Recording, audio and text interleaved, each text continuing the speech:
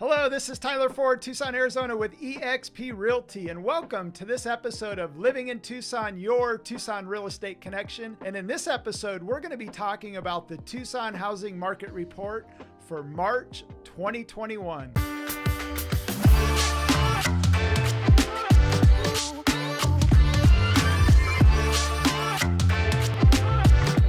So hot off the press, the numbers are out for March 2021. And every month when the numbers come out, the first thing that I do is I look at home inventory levels. Are they going up? Or are they going down? If home inventory levels are going down, it's typically a seller's market. Sellers are driving the market. Home values are going up.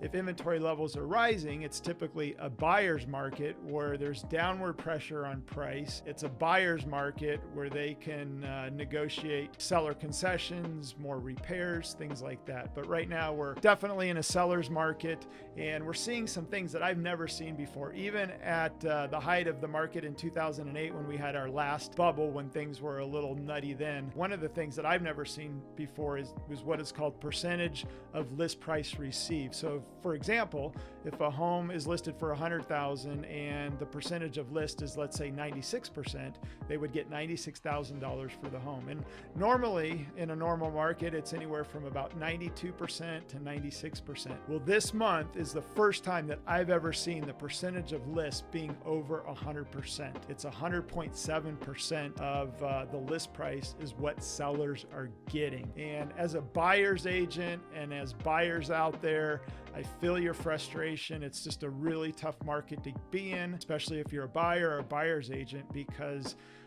you just feel like you're not able to negotiate any repairs. You're not able to negotiate price. You're being bidded higher and higher in order to get a deal or get a deal under contract.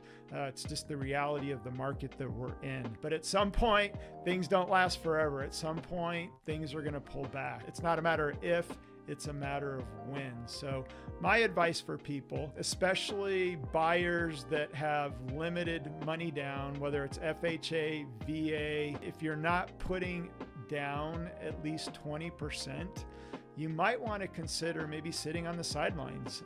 It's just my advice, because when and if this market does turn, if you're leveraged, and a lot of people got hammered in 2008 at the top of the market, if you don't have a big down payment, 20% or more, and you got mortgage insurance, when and if this market does turn, you could end up being upside down, and your monthly principal that's going to that mortgage will not keep up with the downturn. And this is not gloom and doom, not trying to create any scare. I'm just saying, buyers out there, rather than get wrapped up into the craziness of this market, you might want to just take a step back, kind of reevaluate, and maybe sit on the sidelines, save more money, and do it the right way. So that's my advice. So with that, we're going to dive into the numbers. The first number I want to talk about that I haven't talked about on previous market reports is what we call month's supply of inventory. And basically how you arrive at that number, you take the number of homes that sold in the previous month, then you take the number of homes that are actively listed, you divide that number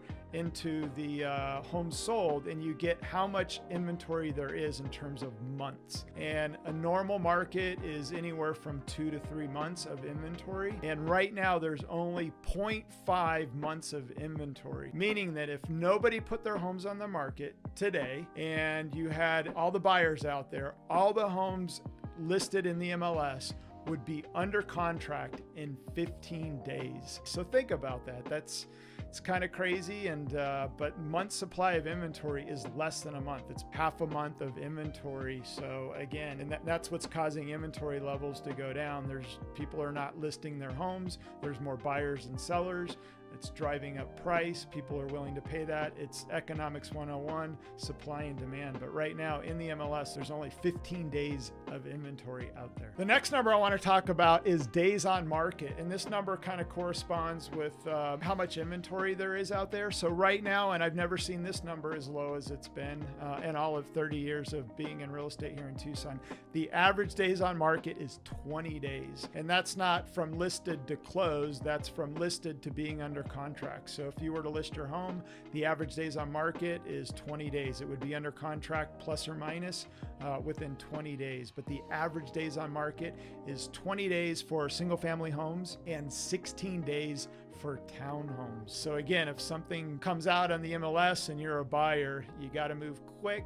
You got to be pre-approved, ready to go if you're not paying cash, and you got to give your best offer in order to get, a deal under contract. So average days on market, 20 for single family homes and 16 for townhomes. Okay, let's talk some numbers in terms of average sales prices. And this number continues to go up. For homes, the average sales price in March 2021 was $399,694, which is up 25.9% year over year. So we've had a 26% appreciation on single family homes year over year. In townhomes, the average sales price on townhomes, $218,209 on townhomes, and townhomes are up 20.5% year over year. So we've seen huge appreciation. And just last month, the average home in the MLS was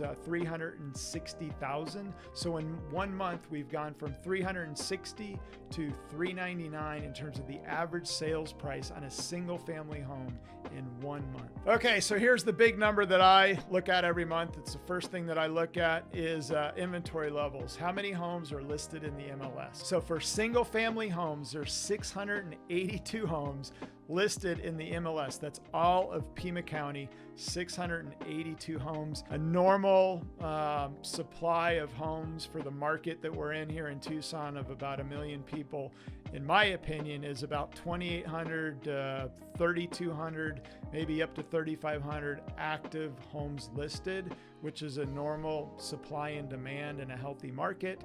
On the townhomes, there's only 111 active townhomes and condos listed for sale. So just to put this into perspective, year over year from a home standpoint, and again, when COVID hit, those numbers started to drop and they were low to start with pre-COVID. We're down 71% in terms of inventory of number of homes listed for sale.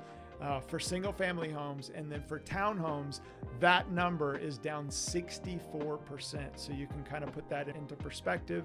And again, this was, since COVID hit, that number has just continued to go down. And, the builders are working like crazy to try to keep up with the demand. But the challenge that the builders are having right now is cost of materials are going through the roof, lumber, cement, things like that.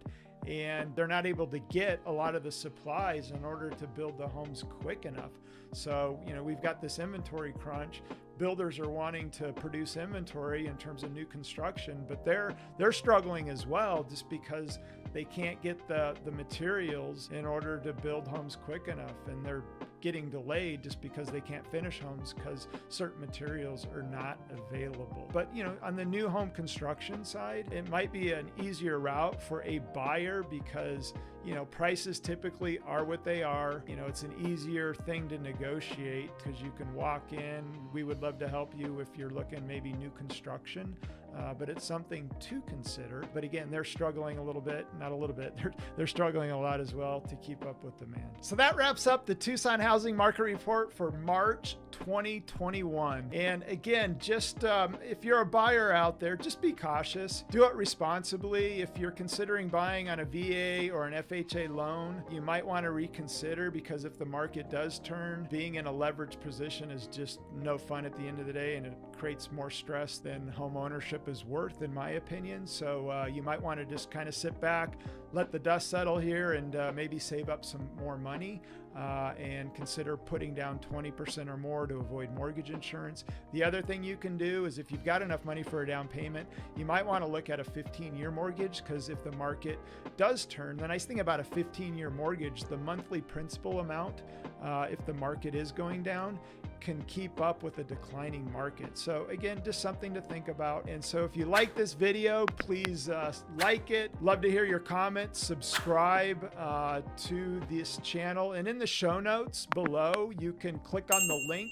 It'll have the full market report. Again, I'm just touching on some key indicators, numbers that I like to look at every month. But in the show notes there's the full report that will give you the overview of everything that I'm talking about. So just look in the show notes below. And again, please like, comment, subscribe. Love to get your thoughts.